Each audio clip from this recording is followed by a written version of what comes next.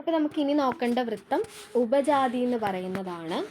ഇതിലെങ്ങനെയാണ് ഗണങ്ങൾ വരുന്നത്, ഉപജാതി എന്ന് പറഞ്ഞാൽ എന്താണ് എന്നാണ് നമുക്ക് നോക്കാനുള്ളത്. നമ്മൾ കഴിഞ്ഞ, അതായത് ആദ്യത്തെ ക്ലാസ്സിൽ നമ്മൾ ഇന്ദ്രവജ്രം എന്ന് പറയുന്നൊരു വൃത്തം പഠിച്ചു അല്ലേ. ഇന്ദ്രവജ്രത്തിൻ്റെ ലക്ഷണം എന്തായിരുന്നു? സ്യാദ് ഇന്ദ്രവജ്ര യതി തൗ ജഗൗ ഗഹ അല്ലേ. ഇന്ദ്രവജ്രത്തിൽ പ്രതിപാദം തഗണ തഗണ ജഗണ ഗുരു ഗുരു ഇങ്ങനെയായിരിക്കും ഗണങ്ങൾ വരുന്നത്. ഇന്ദ്രവജ്രത്തിൻ്റെ ലക്ഷണം എന്താണ്?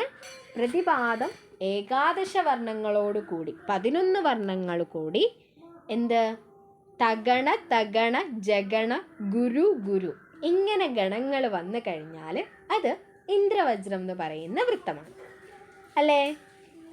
ഇനി നമുക്ക് ഒരു വൃത്തം കൂടി പഠിക്കാനുണ്ട്. അതായത് അത് നമുക്ക് സിലബസിലില്ല, പക്ഷെ നമുക്ക് ഉപജാതി പഠിക്കണമെങ്കിൽ ആ ഒരു വൃത്തത്തിൻ്റെ കാര്യം കൂടി നമ്മളൊന്ന് അറിഞ്ഞിരിക്കണം. ഉപേന്ദ്രവജ്രം എന്ന് പറയുന്ന വൃത്തം എല്ലാവർക്കും അറിയുന്നുണ്ടാവും. എന്താണ് ഉപേന്ദ്രവജ്രം? ഉപേന്ദ്രവജ്രത്തിൻ്റെ ലക്ഷണം എന്താണ്?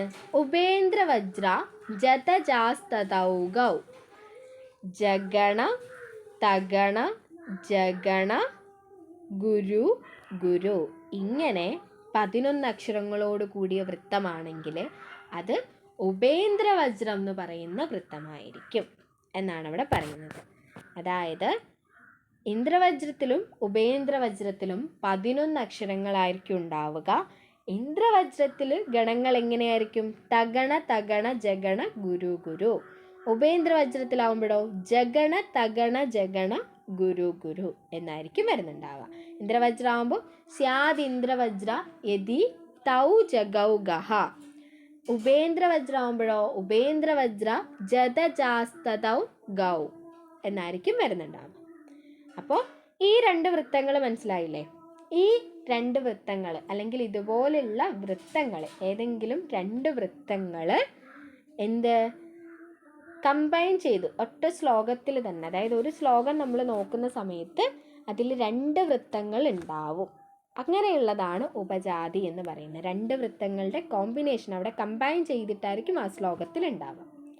അതായത് ഇപ്പോൾ 1-ാമത്തെയും 3-ാമത്തെയും വരിയിൽ ഒരു വൃത്തമായിരിക്കും, 2-ാമത്തെയും 4-ാമത്തെയും വരിയിൽ വേറൊരു വൃത്തമായിരിക്കും. അങ്ങനെ അത് ഇന്ദ്രവജ്രം ഉപേന്ദ്രവജ്രം പോലെ അതുപോലെയുള്ള സമവൃത്തങ്ങളും അർദ്ധസമവൃത്തങ്ങളും വിഷമവൃത്തങ്ങളും ഒക്കെ തമ്മിൽ കമ്പൈൻ ചെയ്തിട്ട് കാണാറുണ്ട്. അപ്പോൾ അത്തരത്തിൽ കമ്പൈൻ ചെയ്തിട്ടുള്ള വൃത്തങ്ങളെയാണ്, അതായത് ഒരുമിച്ച് 2 വൃത്തങ്ങൾ കൂടിച്ചേർന്നിട്ട് ഒറ്റ ശ്ലോകത്തിൽ വരുമ്പോഴാണ് അതിനെ ഉപജാതി എന്ന് പറയുന്നത്. മനസ്സിലായി എന്ന് കരുതുന്നു. അപ്പോൾ നമ്മൾ ഇന്ദ്രവജ്രവും ഉപേന്ദ്രവജ്രവും എന്താണെന്ന് പറഞ്ഞു അല്ലേ. അപ്പോൾ ഉപജാതി എന്താണ്? ഉപജാതി നമ്മൾ പറഞ്ഞു ഇതുപോലെ ഇന്ദ്രവജ്രവും ഉപേന്ദ്രവജ്രവും കമ്പൈൻ ചെയ്തിട്ട് ഉള്ള വൃത്തങ്ങൾ. അതുപോലെ വൃത്തങ്ങൾ അതായത് 2 വൃത്തങ്ങൾ ഒരുമിച്ച് ചേർന്നിട്ട് ഒറ്റ ശ്ലോകത്തിൽ വരുമ്പോഴാണ് അത് ഉപജാതി എന്ന് പറയുന്ന വൃത്തമാവുന്നത്. ലക്ഷണം എന്താണ്? അനന്തരോദീരിത ലക്ഷ്മഭാജൗ പാദൗ യദീയാ ഉപജാതയാസ്ത. എന്താണ്?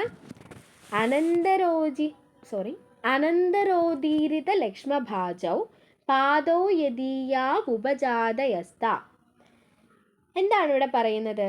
യദീയൗ പാദൗ യാസാം ചരണൗ അനന്തരോദീരിത ലക്ഷ്മഭാജൗ താഹ ഉപജാതയഃ. എന്താണ്? എവിടെയാണോ, അതായത് 2 പാദങ്ങൾ ഒരുപോലെ ആയിരിക്കും, ഒരു വൃത്തത്തിൻ്റെ ലക്ഷണമായിരിക്കും. മറ്റു 2 പാദങ്ങൾ വേറൊരു വൃത്തത്തിൻ്റെ ലക്ഷണമായിരിക്കും. ഉദാഹരണത്തിന് 2 പാദങ്ങൾ ഇന്ദ്രവജ്രയുടെയും മറ്റു 2 പാദങ്ങൾ ഉപേന്ദ്രവജ്രത്തിൻ്റെ ആയിരിക്കും. അത്തരത്തിലുള്ള വൃത്തങ്ങളെയാണ് ഉപജാതി എന്ന് പറയുന്നത്. നമുക്കൊരു ഉദാഹരണം നോക്കാം. അസ്ത്യുത്തരസ്യാം ദിശി ദേവതാത്മാ ഹിമാലയോ നാമ നഗാധിരാജഃ പൂർവാപരൗ വാരിനിധീവഗാഹ്യ സ്ഥിതപൃഥിവ്യാ ഇവ മാനദണ്ഡഃ. കേട്ടിട്ടുള്ള ശ്ലോകമാണല്ലേ. കുമാരസംഭവത്തിൻ്റെ മംഗള ശ്ലോകമാണ്. അത് കേട്ടിട്ടിന് എല്ലാ വർഷവും ചോദിക്കുന്ന ഒരു ചോദ്യമാണ് കേട്ടോ.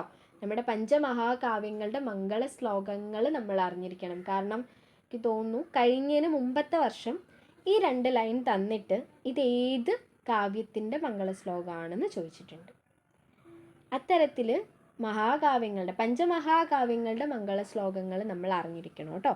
അതുപോലെ തന്നെ മറ്റ് കാവ്യങ്ങളും അതിൻ്റെ ഓതേഴ്സും അത്തരം കാര്യങ്ങൾ നമ്മൾ പറയുന്നുണ്ടാവും, പഠിക്കുന്നുണ്ടാവും. ഞാൻ ഒന്ന് പറഞ്ഞതാണ്. ഇത് പറഞ്ഞ കൂട്ടത്തിൽ ഇങ്ങനെ മംഗളശ്ലോകങ്ങളുടെ ഏത് കാവ്യത്തിലാണെന്നുള്ള രീതിയിലൊക്കെ ചോദ്യങ്ങൾ അത് എല്ലാ വർഷവും ചോദിക്കാറുണ്ട്. ഒരു ക്വസ്റ്റ്യൻ ഉണ്ടാവാറുണ്ട് കേട്ടോ. അതായത് പഞ്ചമഹാകാവ്യങ്ങളിൽ നിന്ന് ഏതെങ്കിലും ഒരു ക്വസ്റ്റ്യൻ ഉണ്ടാവാറുണ്ട് എപ്പോഴും. ഇവിടെ നമുക്ക് വൃത്തങ്ങൾ എങ്ങനെയാണ് വരുന്നതെന്ന് നോക്കാം. നോക്കിക്കേ, ആദ്യത്തെ 3 അക്ഷരങ്ങൾ ഒറ്റ വൃത്തം, ഒറ്റ ഗണം. അസ്ത്യുത്ത, പിന്നെയോ രസ്യാംതി, ഷി ദേവ, താ മ, പിന്നെയോ ഹിമാല, യോ നാമ, നാഗാധി ഇല്ല ഇവിടെ, നഗാധി എന്നാണ് കേട്ടോ. അതൊന്ന് ക്യാൻസൽ ചെയ്തേക്ക് കേട്ടോ നിങ്ങൾ. നഗാധി, രാജഹ. അസ്ത്യുത്ത എന്ന് പറയുന്നത് ഒരു ഗണം, രസ്യാം ദി വരെ ഒരു ഗണം, ഷി ദേവ ഒറ്റ ഗണം, താ രത്മ 2 അക്ഷരങ്ങൾ. അവിടെ എങ്ങനെയാണ് ഗണങ്ങൾ വരുന്നത്? ആ എന്ന് പറയുന്ന അക്ഷരം ഹ്രസ്വാക്ഷരമാണ് അല്ലേ? ഹ്രസ്വാക്ഷരമാവുമ്പോൾ അവിടെ എന്താണ് വരേണ്ടത്? ലഘു ആണ് വരേണ്ടത്. പക്ഷെ തൊട്ടടുത്തുള്ള അക്ഷരം നോക്കിയേ, അത് കൂട്ടക്ഷരമാണ്. അപ്പം ആ എന്താവും? ഗുരുവാകും. ഇസ്ത്യു എന്ന് പറയുമ്പോഴും അതും ഹ്രസ്വാക്ഷരമാണ്. പക്ഷെ തൊട്ടടുത്തുള്ള അക്ഷരം കൂട്ടക്ഷരമായതുകൊണ്ട് ഇതും ഗുരുവാകും.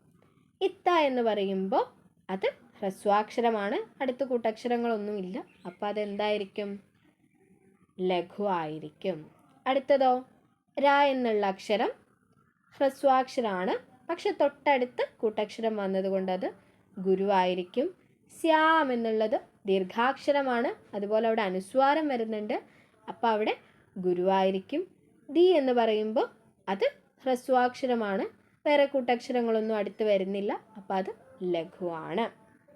പിന്നെയോ ഷി എന്നുള്ള അക്ഷരം ഹ്രസ്വാക്ഷരമാണ്, അത് ലഘുവാണ്. ദേ എന്നുള്ള അക്ഷരം ദീർഘാക്ഷരമാണ്, അത് ഗുരുവാണ്. വ എന്നുള്ള അക്ഷരം അത് ഹ്രസ്വാക്ഷരമാണ്, അത് ലഘുവാണ്. പിന്നെയോ താ എന്നുള്ള അക്ഷരം ഗുരുവാണ്. ഇത്മ എന്നുള്ള അക്ഷരം ദീർഘാക്ഷരമാണ്, അതുപോലെ തന്നെ പാദാന്തത്തിലുള്ളതാണ്, അതുകൊണ്ട് അത് ഗുരുവാണ്. പിന്നെയോ ആ വരി പറഞ്ഞിട്ട് നമുക്ക് അതിലേക്ക് പോവാം. അപ്പോൾ ഇവിടെ ആദ്യത്തെ 3 അക്ഷരം അന്ത്യലഘു ഏത് ഗണമാണ്? യാരാത തഗണം. പിന്നെയോ ഇവിടെയും അന്ത്യലഘു തഗണം. ഇവിടെയോ ലഘു ഗുരു ലഘു. മധ്യഗുരു ഏതാണ്? ഭജസ ജഗണം. പിന്നെ 2 ഗുരു, ഗുരു ഗുരു. തഗണ തഗണ ജഗണ ഗുരു ഗുരു എന്നാണ് അവിടെ വന്നത്. അടുത്ത വരിയിൽ എന്താ നോക്കാം. ഹിമാല. ഹി എന്നുള്ളത് ഹ്രസ്വാക്ഷരമാണ്, അവിടെ ലഘുവാണ്.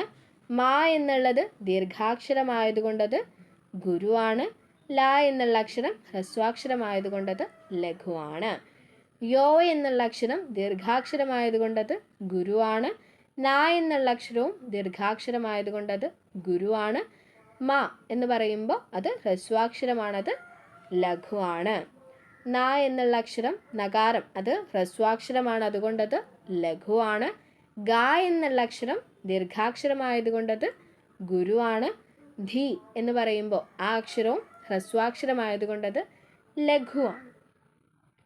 പിന്നെയോ രാ എന്നുള്ള അക്ഷരം ദീർഘാക്ഷരമായതുകൊണ്ടത് ഗുരുവാണ്. ജഹ എന്ന് പറയുമ്പോൾ പാദാന്തമാണ്, അത് വിസർഗം വരുന്നുണ്ട്, അതുകൊണ്ടത് ഗുരുവാണ്. ഇവിടെ എങ്ങനെയാണ് ഗണങ്ങൾ വരുന്നത്? മധ്യത്തിൽ ഗുരു, ലഘു ഗുരു, ലഘു എന്നല്ലേ വന്നേക്കുന്നത്, അപ്പോൾ അവിടെ ജഗണം. ഇവിടെയോ ഗുരു ഗുരു ലഘു, അന്ത്യത്തിൽ ലഘു, അന്ത്യലഘു എന്ന് പറയുന്നത് തഗണം.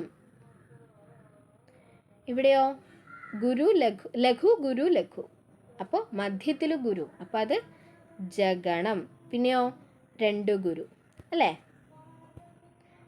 ജഗണ തഗണ ജഗണ ഗുരു ഗുരു.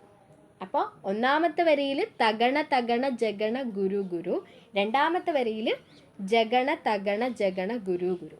ഇനി മൂന്നാമത്തെ വരിയിൽ ഇതുപോലെ തന്നെ ആദ്യത്തെ വരി പോലെ തന്നെ വരും, നാലാമത്തെ വരിയിൽ രണ്ടാമത്തെ വരി പോലെ തന്നെ വരും. അങ്ങനെ 1ഉം 3ഉം വരികളിൽ ഒരുപോലെയും 2ഉം 3ഉം വരികൾ 4ഉം വരികളിൽ വേറൊരു വൃത്തവും വരുമ്പോൾ അതിനെ നമുക്ക് ഉപജാതി എന്ന് പറയാം. അല്ലെങ്കിൽ രണ്ട് വൃത്തങ്ങൾ കമ്പൈൻ ചെയ്ത് ഒരു വൃത്തത്തിൽ തന്നെ, അതായത് ഒരു ശ്ലോകത്തിൽ തന്നെ വരുമ്പോൾ അത് ഉപജാതി എന്ന് പറയും.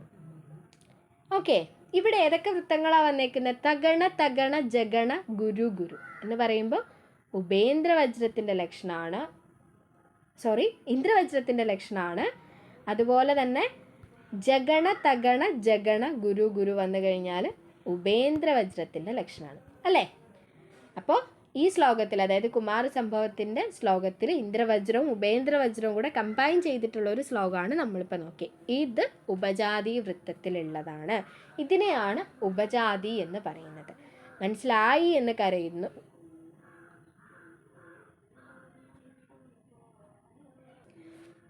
സോറി കേട്ടോ, അതൊന്ന് ഇതായത് മനസ്സിലായി എന്ന് കരുതുന്നു.